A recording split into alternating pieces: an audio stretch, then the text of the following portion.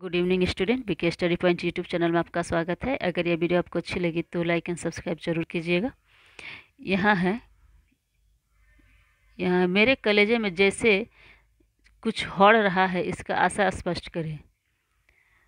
यहाँ इसका आंसर हो, कहानीकार की पत्नी निर्मला को इस बात का अत्यधिक दुख है कि निर्दोष बहादुर को निर्ममता के साथ पीटा गया। वह निर्मला अपने दुख को व्यक्त करने के लिए हौड़ना शब्द का प्रयोग करती है। हौड़ना भोजपुरी का समर्थ शब्द है जिससे पश्चातापपूर्ण दुख का व्यंजन होता है। दूसरा नंबर क्वेश्चन है, किशोर ने अपना पश्चाताप किन शब्दों में व्यक्त किया? तो किशोर ने अपना पश्चाताप व्यक्त करते हुए कहा, माँ, यदि एक बार भी बहादुर आ जाता तो मैं उसे पकड़ लेता और उसे कभी जाने नहीं देता। मैं उससे अपने किए की माफ़ी मांगता और शपथ पूर्वक विश्वास दिलाता कि मैं उसे कभी मारूंगा नहीं। उसकी सेवा के लिए उसे सम्मान दूंगा। वह कुछ चुरा कर नहीं ले गया। अगर ले गया होता तो मुझे दुख नहीं, एक प्रकार का संतोष होता। पहली बार दिखे बहादुर का वर्णन अपने शब्दों में करें। लगभग 100 शब्दों में करना है बहादुर के बारे में। तो बहादुर की उम्र 12-13 वर्ष के आसपास थी। वह कहानीकार के समक्ष खड़ा था और अपनी आंखें बुरी तरह मलका रहा था। उसका शरीर ठीगना और चकैत था, मुंह चपटा और रंग गोरा था। वह आधी बाह की सफ़ेद कमीज और सफ़ेद नेकर पहने हुए था। उसके पैरों में भूरे रंग के पुराने जूते थे। उसके गले में स्काउटों की तरह एक रुमाल बंधा था। उसके बोलने में एक मीठी झंझनाहट थी। वह कहानीकार के परिवार के लिए कौतुक बना हुआ था। वह हंसमुख था। वह लोगों की बातें बहुत ध्यानपूर्वक सुनता था। वह लोगों के प्रश्नों को उत्तर अधिक से अधिक अपनी हंसी से दिया करता था। तो उसका क्वेश्चन था तो यही हुआ। अब इसके आगे बढ़ेंगे। परंपरा का मूल्यांकन से अविन्यों तक साहित्य की परंपरा का ज्ञान किनके लिए सबसे ज़्यादा आवश्यक है और क्यों? इस क्वेश्चन का आंसर होगा, जो लोग रूढ़ियों को तोड़कर क्रांतिकारी साहित्य की रचना करते हैं तथा साहित्य में युग परिवर्तन की आकांक्षा रखते हैं, उनके लिए साहित्य की परंपरा का ज्ञान सबसे ज़्यादा आवश्यक है। दूसरा क्वेश्चन है, कौन अपने सिद्धांतों को ऐतिहासिक भौतिकवाद के नाम से पुकारते हैं? जो लोग वर्गहीन शोषण मुक्त समाज की रचना कर समाज में मौलिक परिवर्तन की इच्छा रखते हैं, वे ही अपने सिद्धांतों को ऐतिहासिक भौतिकवाद के नाम से पुकारते हैं। तीसरा नंबर क्वेश्चन है, आलोचना के लिए क्या महत्वपूर्ण होता है? इसका आंसर होगा, आलोचना के लिए साहित्य की परंपरा का ज्ञान महत्वपूर्ण होता है। साहित्य की धारा को मोड़ने के लिए क्या आवश्यक है? तो साहित्य की धारा को मोड़ने के लिए प्रगतिशील आलोचना का ज्ञान आवश्यक है। क्या आवश्यक है? तो साहित्य की धारा को मोड़ने के लिए प्रगतिशील आलोचना का ज्ञान आवश्यक है। इसके बाद से क्वेश्चन है, साहित्य की परंपरा का मूल्यांकन करते हुए सबसे पहले हम क्या करते हैं? क्वेश्चन था ये। अब इसके आंसर है, साहित्य की परंपरा का मूल्यांकन करते हुए सबसे पहले हम उस साहित्य का मूल्य निर्धारण करते हैं जिसमें शोषक वर्ग के विरुद्ध श्रमिक जनता के हितों का चित्रण होता है। उसके बाद से क्वेश्चन है आपको, कौन अपने सिद्धांत को ऐतिहासिक भौतिकवाद के नाम से पुकारते हैं? यहाँ पर क्वेश्चन है और यहाँ पर क्वेश्चन है,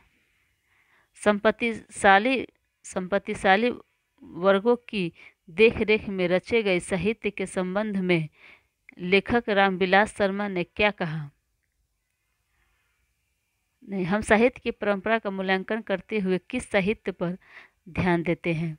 तीसरा नंबर क्वेश्चन है, संपत्तिशाली वर्गों की देखरेख में रचे गए साहित्य के संबंध में लेखक रामविलास शर्मा ने क्या कहा? तो चौथा क्वेश्चन, जहां पूंजीवाद का यथेष्ट विकास हो गया है, लेखक ने वहां कैसी संभावना का उल्लेख किया है? पुराने साहित्य में उसकी संभावना कम होती है। ठीक है, इतने सारे क्वेश्चन है। इस सारे क्वेश्चन का आंसर यहाँ पर है।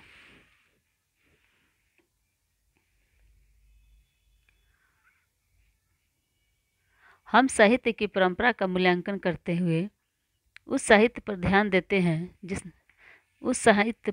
देते हैं जिसमें शोषित जनता के श्रम को आधार बनाया गया होता है, तथा यह देखने की कोशिश करते हैं कि वह साहित्य वर्तमान काल में जनता के लिए कितना उपयोगी है और उसका उपयोग किस तरह किया जा सकता है।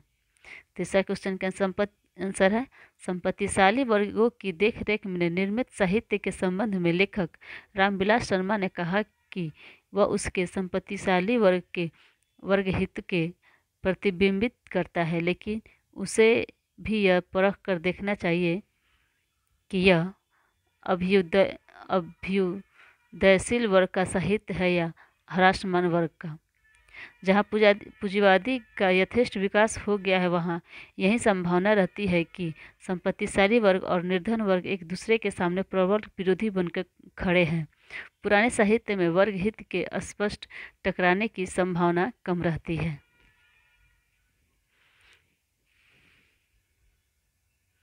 यहाँ है साहित्य के निर्माण में किनकी भूमिका निर्णायक होती है। प्रतिभाशाली मनुष्यों की अद्वितीय उपलब्धियों के बाद कुछ नया और उल्लेखनीय करने की गुंजाइश क्यों बनी रहती है। साहित्य के निर्माण में प्रतिभाशाली साहित्यकारों की भूमिका निर्णायक होती है। प्रतिभाशाली मनुष्य या साहित्यकारों की अद्वितीय उपलब्धियों के बाद भी कुछ नया और उल्लेखनीय करने की गुंजाइश बनी रहती है। इसका मुख्य कारण है भाव का अनंत विस्तार। महान से महान कभी भी किसी विशिष्ट भाव की अभिव्यक्ति अपनी अनुभव सीमा में ही करते हैं। अतः किसी विशेष भाव या संवेदना की संपूर्ण या समग्र अभिव्यक्ति किसी कवि के वश की बात नहीं है। यह अपूर्णता कला का दोष नहीं है, अपितु यह कला के सौंदर्य की संभावना को व्यक्त करती है। इस संभावना से ही कला में जीवन का संचार होता है। भाव की अनंतता और अनंत विस्तार यदि किसी प्रतिभाशाली साहित्यकार की रचना में प्रस्तुत नहीं होते तो यह दोष नहीं कहलाता, अपितु यह रचनात्मक सहजता को अभिव्यक्त करता है, क्योंकि पूर्णता मानवीय प्रकृति नहीं है। पूर्णता के लिए प्रयत्न करना मानवीय प्रवृत्ति के अंतर्गत आता है। ठीक है। और दूसरा क्वेश्चन है राजनीतिक मूल्यों से साहित्य के मूल्य अधिक स्थायी कैसे होते हैं।